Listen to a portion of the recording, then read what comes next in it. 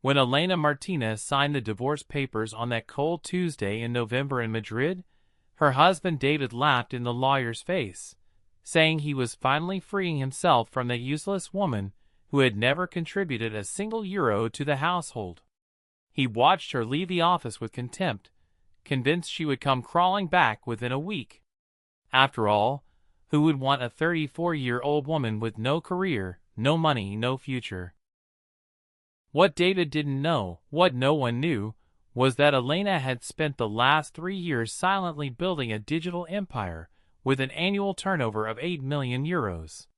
When she left the building and got into the black limousine where Alejandro Ferrer was waiting for her, the billionaire businessman who had invested in her startup and had been waiting for months for her to finally be free, David saw her from the third-floor window. His face went pale. The woman he had humiliated for years was not who he thought she was, and the lesson he was about to learn would cost him everything. If you're ready for this story, write in the comments where you're watching this video from. The morning of the divorce, Elena woke up at 5 a.m. in the small apartment she had rented 6 months earlier, when she finally found the courage to leave. 3 years of marriage to David Colombo had been 3 years of systematic erosion of her self-esteem, her identity, her worth as a human being. He worked as a commercial director at a consulting firm, earning 70,000 euros a year, and he never missed an opportunity to remind her that she didn't contribute financially to their lives. What David didn't know, what Elena had hidden with obsessive care, was that during those 3 years of daily humiliation, while he accused her of being a useless freeloader, she had built something extraordinary. It all began 4 years earlier. When they were still dating, Elena had always had a natural talent for digital design and e-commerce. She worked as a freelance designer, earning little but doing what she loved. Then she had an idea that kept her awake for entire nights. She had created a digital platform called Artesano, which connected Spanish artisans with international buyers, allowing small master craftspeople to sell their creations directly, without intermediaries devouring their profits. The idea was brilliant in its simplicity. Spain was full of incredibly talented artisans who didn't know how to reach global markets. Elena built the bridge. The first 2 years were extremely tough. She worked at night after David fell asleep, programming, contacting artisans, building relationships. She invested her savings, euro 10,000 she had saved over years of freelance work. David thought she had spent it on nonsense. He never bothered to ask. For him, Elena's money was irrelevant, ridiculous figures compared to his executive salary. In the 3rd year of marriage, Artesano began to take off. A major investor, Alejandro Ferrer, 42 years old, a self-made billionaire in the tech sector, saw the platform and recognized its explosive potential. He offered an investment of 2 million euros for 40% of the company. Elena accepted, but with one ironclad condition: total confidentiality. She didn't want David to know, not yet. She knew exactly what would happen if he discovered her success. He would try to take control, take credit, turn her work into something that only existed because of him. Or worse, he would sabotage everything out of fear of losing control over her. Because that was what David did: control, not through physical violence, but through the constant erosion of her self-confidence. Every day, with seemingly innocent comments, he made her feel inadequate, stupid, lucky to have him. With Alejandro's investment, Artesano exploded. In 18 months, it reached a turnover of 8 million euros. Elena personally earned 400,000 euros a year, more than 5 times David's salary. But she continued to live as if she had nothing. She continued to let herself be humiliated. She continued to plan her exit in silence, because Elena wasn't stupid. She knew the divorce would be a battle. David wasn't the type to easily let go of what he considered his. She had prepared everything with obsessive care. She consulted the best matrimonial lawyers in Madrid. She transferred her Artesano shares into a fortified corporate structure established before the marriage. She meticulously documented every humiliation, every contemptuous comment, every time David made her feel small. On the morning of the divorce, as she got ready in the silent apartment, Elena looked at herself in the mirror. She wore an elegant but discreet beige suit. Her brown hair was pulled back in a simple bun, her makeup minimal. She wanted to look exactly like what David thought she was, an ordinary woman, powerless, resourceless, about to be crushed by the legal system that he controlled better than she did. The appointment was at 10 a.m. at David's lawyer's office on Calle Serrano, in the heart of Madrid's luxury district. Elena arrived 15 minutes early, as she always did. Her lawyer, Marco Santini, one of the best divorce attorneys in Spain, who charged €800 an hour, and whom she paid herself with her invisible money, was waiting for her at the entrance. Marco smiled at her, with that knowing smile they had shared for months. They were ready. They had let David and his lawyer believe that Elena had nothing, that she was vulnerable, that she would be happy to leave with a few crumbs. The agreement David had proposed was offensive, a one-time payment of €15,000 and nothing more. No alimony, no division of assets, because according to him, there were no assets to divide, since everything was in his name. When they entered the conference room, David was already seated with his lawyer, a fat, sweaty man smiling with anticipated satisfaction. David didn't even look at her. He was looking at his phone, bored, as if this were just an annoying formality before returning to his important life. David's lawyer began reading the terms of the agreement condescendingly, explaining to Elena as if she were a child who couldn't understand complicated things. €15,000, no alimony, no claims on future assets. It was generous, considering she had never contributed financially to the marriage. Perhaps she should be grateful instead of causing trouble. Marco Santini let him finish.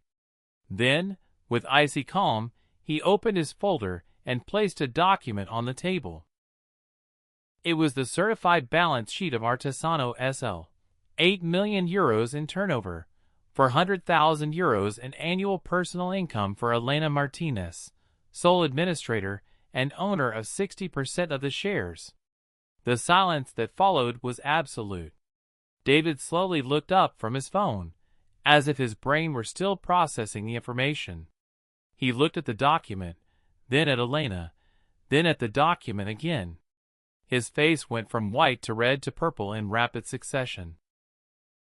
Marco explained in a professional tone, with a touch of poorly disguised satisfaction, that the company had been established by his client before the marriage with premarital personal funds and therefore was not part of the community property.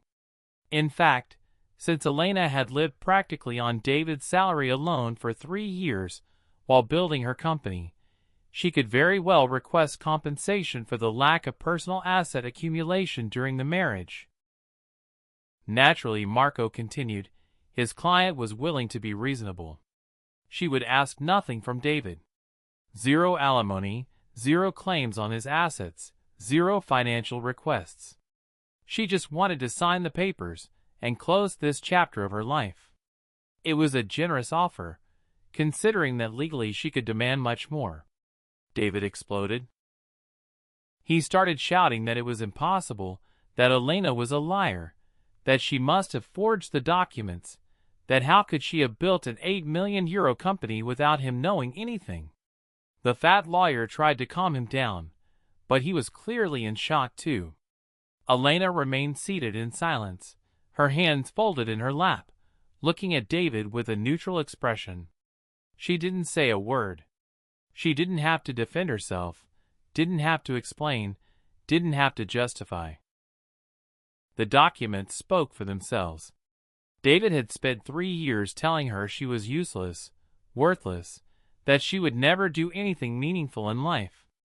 And for 3 years she had worked in silence, building an empire he hadn't even noticed because he was too busy feeling superior. After 20 minutes of useless shouting, after the fat lawyer verified that the documents were authentic and legally fortified, after he whispered something in David's ear that made him turn even paler, the meeting ended. Elena signed the divorce papers. David signed them with trembling hands, still in shock. When they left the conference room, David followed her down the hall. For the first time in 3 years, he really looked at her.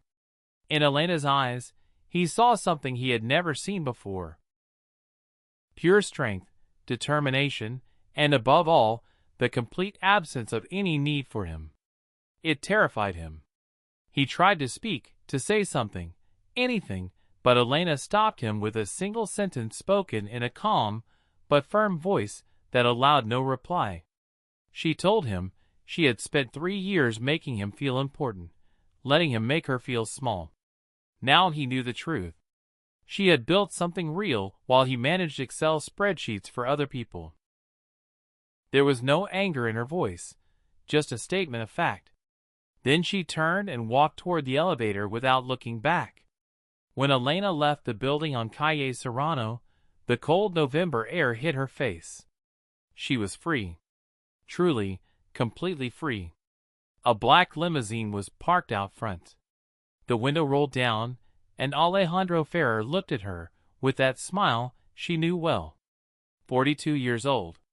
Graying hair, intelligent gray eyes. He asked if she wanted a ride to celebrate. Elena smiled and got in.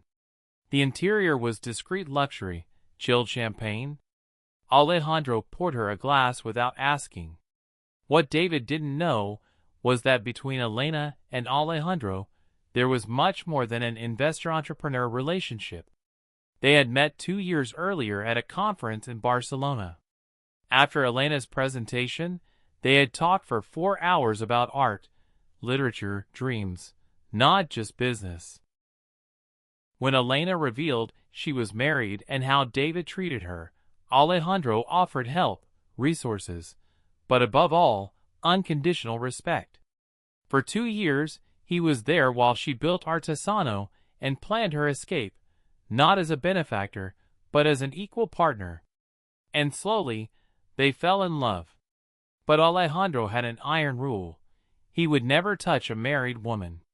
He had waited 2 years for her to finally be free. In the limousine, Elena asked him if he had really waited that long.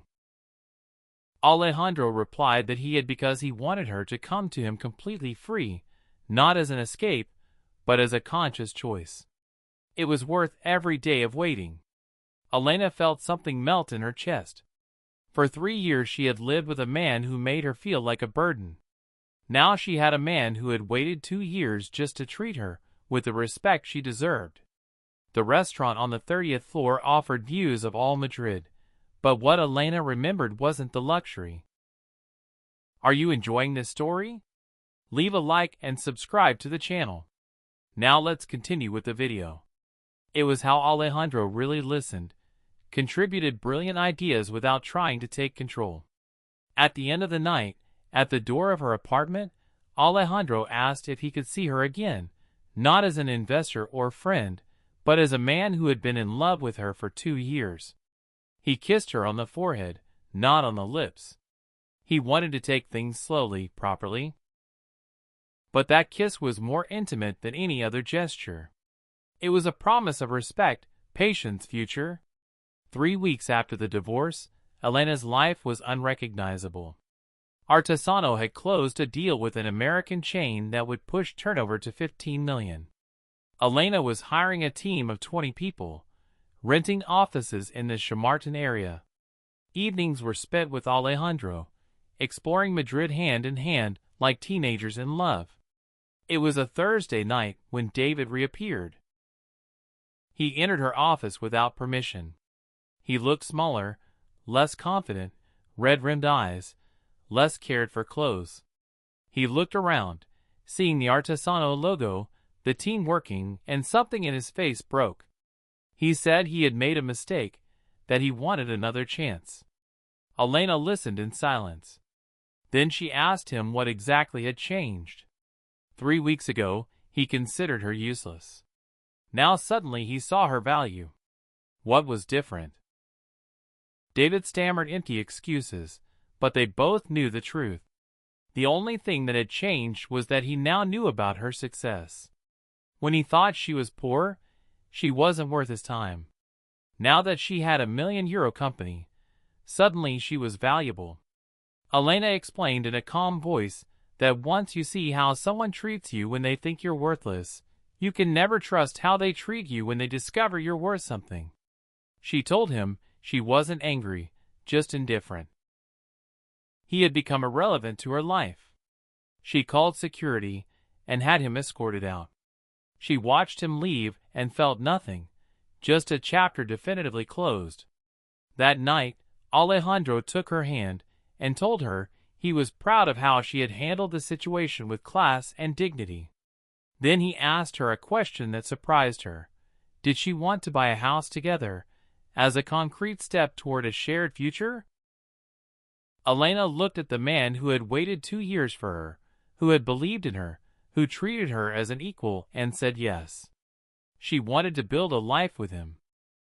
6 months after the divorce, Artesano had reached €12 million in turnover. Elena led a team of 35 people, concretely changing the lives of hundreds of artisans, who now sold worldwide at fair prices.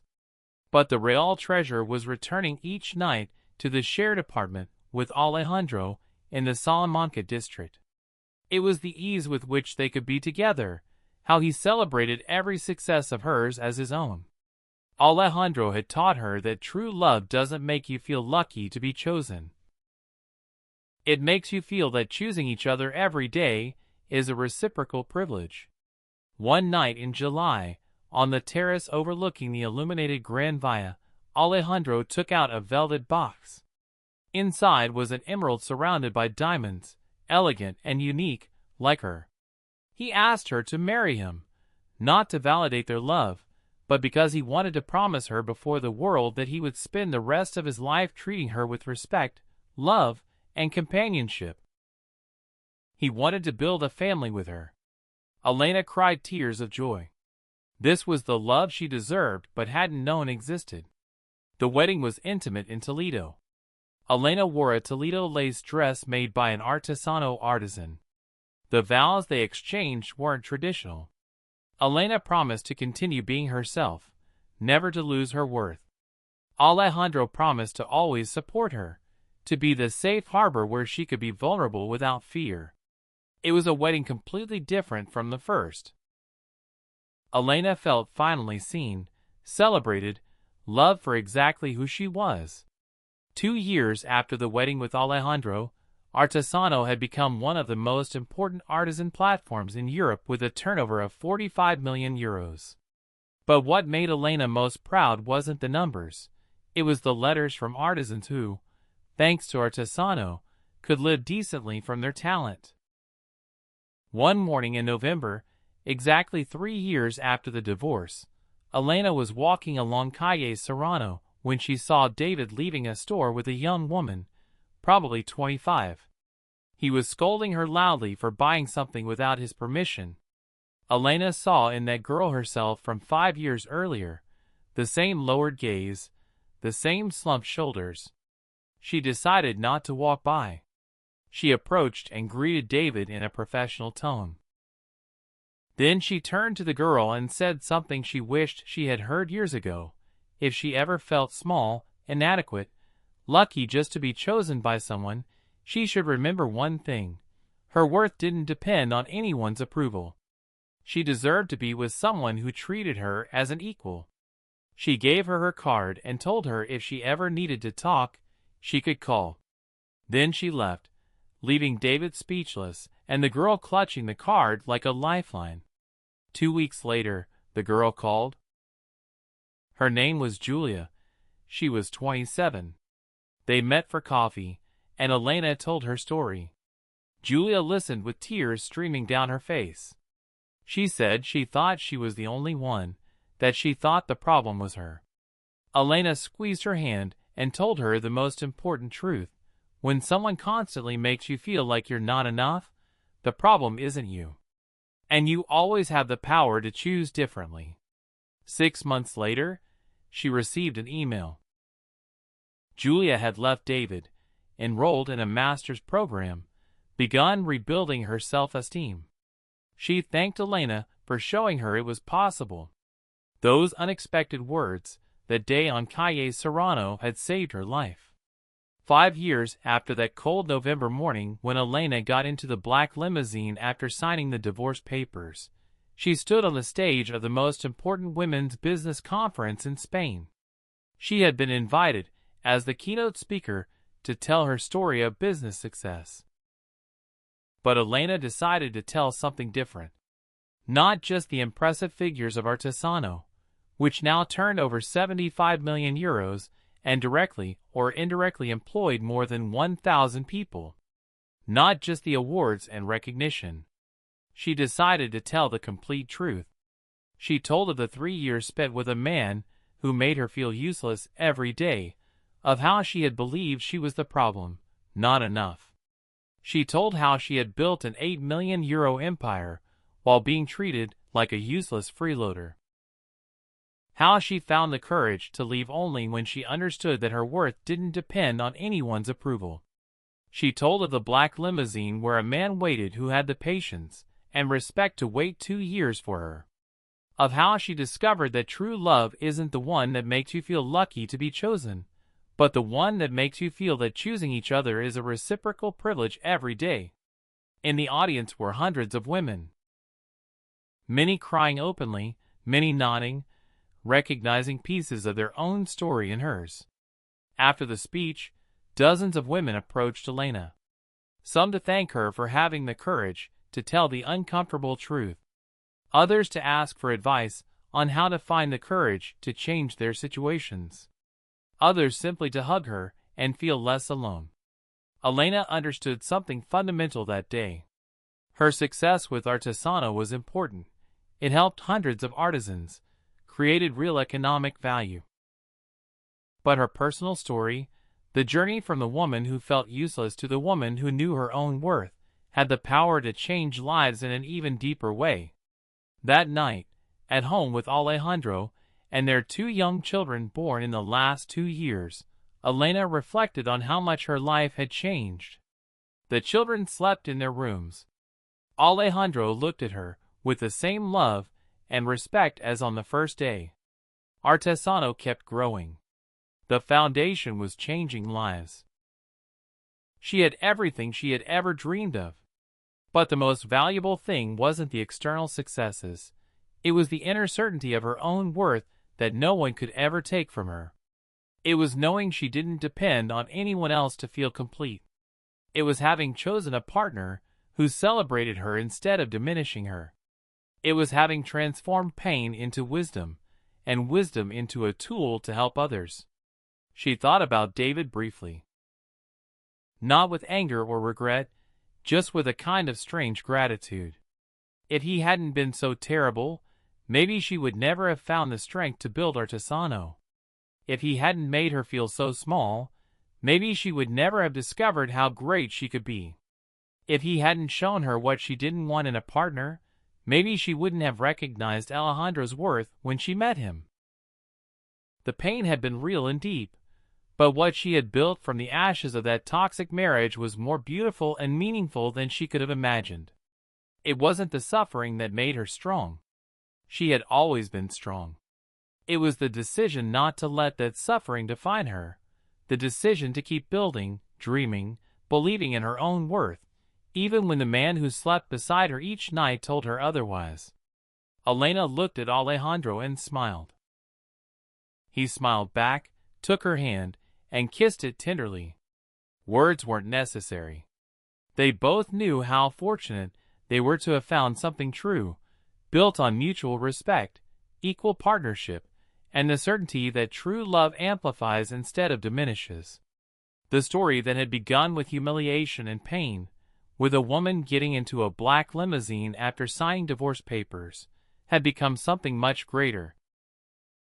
It had become living proof that no matter how deeply someone tries to make you feel small, if you remember your worth, if you find the courage to change, if you build your life on the foundation of self-respect, you can not only survive, but thrive in ways you never would have imagined.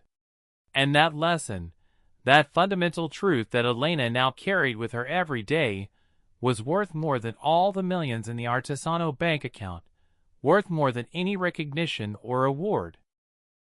Because it was the difference between existing and truly living, between surviving and thriving, between settling for being chosen and having the courage to consciously choose the life you deserve. If this story has touched your heart, if it has made you reflect on the worth you have always possessed, but that someone may have tried to hide from you, leave a sign of your presence, a small gesture that says, "I have seen, I have understood, I have felt."